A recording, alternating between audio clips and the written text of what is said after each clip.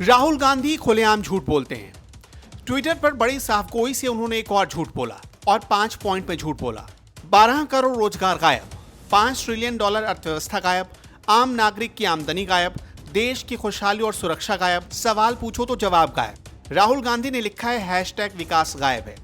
हम उनके इन 5 पॉइंट को देखेंगे और चेक करेंगे कि इनमें कितनी सच्चाई है। इनका फैक्ट चेक करेंगे और ये भी बताएंगे कि हम अगर कह रहे हैं कि राहुल गांधी साफगोई से झूठ बोल रहे हैं तो इसके पीछे वजह क्या है।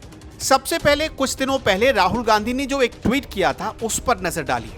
कुछ ही दिनों पहले राहुल गांधी ने अपने ट्वीट में लिखा था कि देश में 2 करोड़ लोगों को रोजगार गंवाना पड़ा लॉकडाउन की वजह से। ये राहुल गांधी के शब्द थे और बकायदा 19 अगस्त को पीटीआई ने इसे पब्लिश किया था। राहुल गांधी गवर्नमेंट को टारगेट कर रहे हैं और कह रहे हैं कि 2 करोड़ जॉब लॉस हो गया 4 महीनों के भीतर, यानी जब लॉकडाउन लगा उससे लेकर अगस्त महीने के बीच तक। हमारे हाथ राहुल गांधी का वो ट्वीट भी लगा।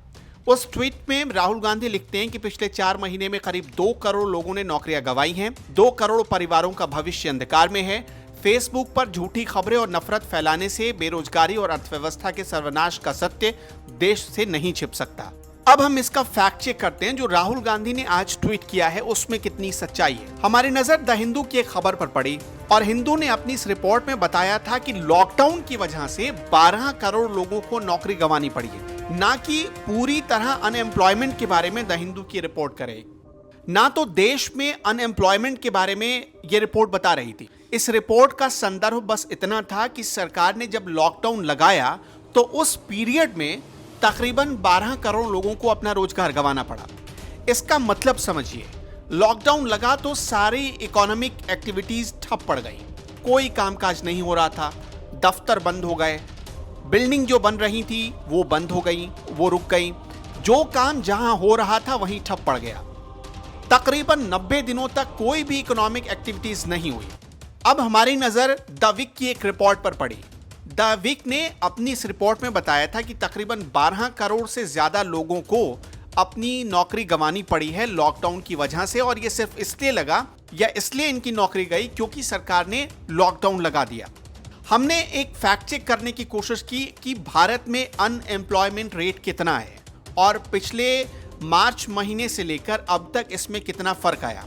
हमारे पास बहुत हैरान करने वाला आंकड़ा था। हमें पता चला कि जब लॉकडाउन लगा यानी मार्च के महीने में अनएम्प्लॉयमेंट रेट था 8.75% और अगस्त के महीने में यानी जब पिछला महीना खत्म हुआ तब यह अनएम्प्लॉयमेंट रेट था 8.35%, यानी मार्च से कुछ कम हो गया था।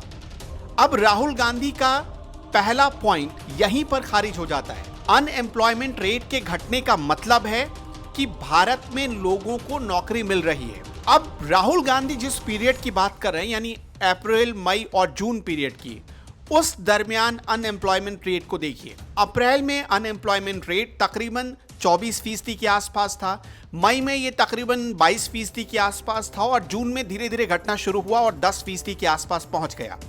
राहत की बात यह है कि अनएम्प्लॉयमेंट रेट जून महीने के बाद से ही लगातार घट रहा है। जुलाई में तो ये 7.4 आ गया था, लेकिन अगस्त में थोड़ा बढ़ा और 8.35 तक पहुंच गया। लिहाजा इससे साबित होता है कि राहुल गांधी को तो पहले ये आंकड़ा पता ही नहीं कि कितने लोगों की नौकरी गई। कभी वो कहते हैं कि 2 करोड़ लोगों की नौकरी चली गई और कभी वो कहते हैं कि 12 करोड़ लोगों की नौकरी चली गई। राहुल गांधी के इस ट्वीट से यह भी साफ हो जाता है कि वो सिर्फ वही ट्वीट करते हैं जो वो पढ़ते हैं अखबारों के जरिए या कुछ फेक न्यूज के जरिए। राहुल गांधी उन खबरों का कोई फैक्ट चेक नहीं करते और यही वजह होती है कि कई बार उन्हें उनका ट्वीट ही उनके लिए मुसीबत बन जाती है। अब हम राहुल गांधी के ट्वीट के दूसरे पॉइंट पर आते हैं जिसमें वो लिख रहे हैं कि $5 ट्रिलियन अर्थव्यवस्था गायब है। दरअसल मोदी सरकार ने एक लक्ष्य रखा था कि साल 2024 तक वो $5 ट्रिलियन अर्थव्यवस्था को कायम करेगी और मोदी सरकार ने इसके लिए कई सारे कदम भी उठाए। आपने देखा कि सरकार ने बहुत सारे इकोनॉमिक रिफॉर्म्स किए ताकि जो $5 ट्रिलियन इकोनॉमी है उसे हासिल करने में कोई परेशानी ना हो, कोई रोड़ा ना बने। 2024 अभी 4 साल दूर है, यानी अभी बहुत वक्त है 2024 आने में। लेकिन शायद राहुल गांधी जानबूझकर इन बातों को इस वक्त ट्विस्ट कर रहे हैं ताकि लोगों के भीतर, लोगों के मन में मोदी सरकार को लेकर एक नेगेटिव छवि बने और मोदी सरकार के प्रति जो ये नकारात्मक भाव है उसका फायदा आने वाले चुनाव में कांग्रेस को मिल जाए।